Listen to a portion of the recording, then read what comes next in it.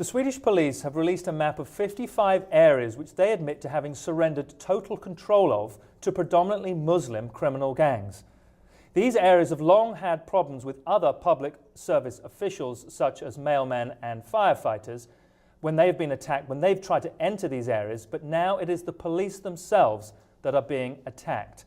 Now, these no-go zones, we're going to pull it up on the map here, are primarily called exclusion areas, which coincide almost exactly with the 186 ghettos that have sprung up around Sweden in the past 2 decades. And we can see them on the map here. Some of them are highlighted.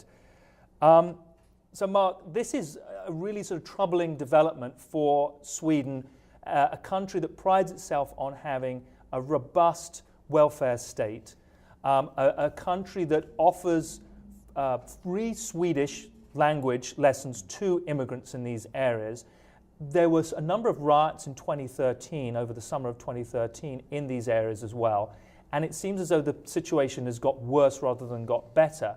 And the police are literally pulling back, and they are not going into these areas. They're not going to police these. These are now becoming what's rather troublingly being referred to as sort of self-governing areas, being likened, the analogy being likened to somewhere in rural Italy in the mafia, where if you have a problem, you go to the local mafia boss. There's justice is handed out by these criminal gangs.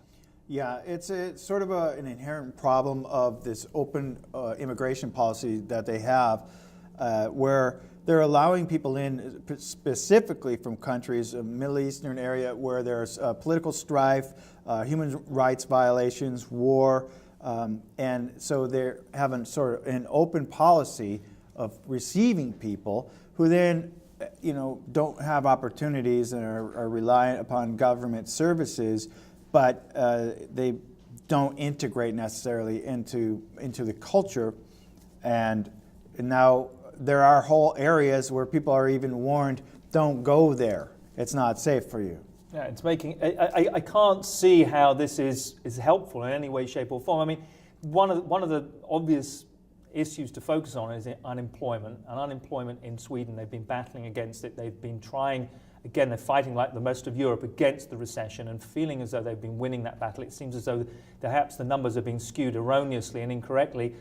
Unemployment is spiked in these particular areas. So again, that highlights the fact that these communities are not integrated in any meaningful way into mainstream Swedish society. And it's why you're seeing the rise of ultranationalism in a lot of the European countries, where immigration has this open door policy, and then there's a resentment on behalf of the white natives of the land, Right.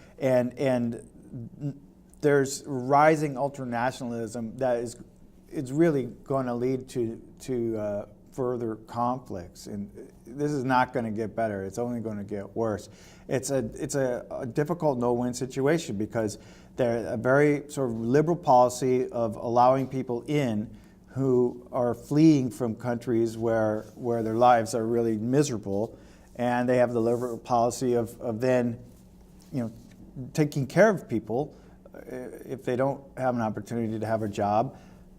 But then you have this violence where there's no opportunity as well, and it creates this conflict. Yeah, and as I said, most of these areas, not all of them exclusively Muslim, and they're predominantly Muslim areas. The rest of them are overrun by criminal gangs who their main business seems to be dealing drugs. One of the other criticisms that has come from some right-wing quarters is the fact that it seems to be somewhat over-heavily self-censorship of the press, because the Swedish press apparently haven't been particularly vociferous in articulating or in highlighting this problem. And one of the issues is that as a self-regulating body and the self-regulating union of journalists, they have been very quick keen not to be criticizing or critiquing this in any way, shape or form, for fear of exactly what you're saying, of being critical of an immigration policy. And so the right-wing press have said, well, this is just demonstrably unfair. Any articulation or any statement saying that this is, highlighting this problem is seen as being something that is being seen as racist, being as unfair. So there is some question mark as to the openness, free communication that the press is having on this issue. And again, I don't see how that can really help the situation. And again, it has to be as I said, that criticism has come from the right wing. They also claim that was one of the reasons why Fox News, apparently Fox News has been banned or has been censored in Sweden. This is what I was reading, and I'd love to know whether the veracity of that. But Fox is available in Sweden, a Fox channel, but it's a much more watered down version, and it doesn't quite have that right-wing premise or that right-wing polemic that we have in this country for those stated reasons. Anyway, let us know your thoughts. Let us know whether you think there is a way through this in terms of social integration. And as always, thanks for being with us here at the Lib TV.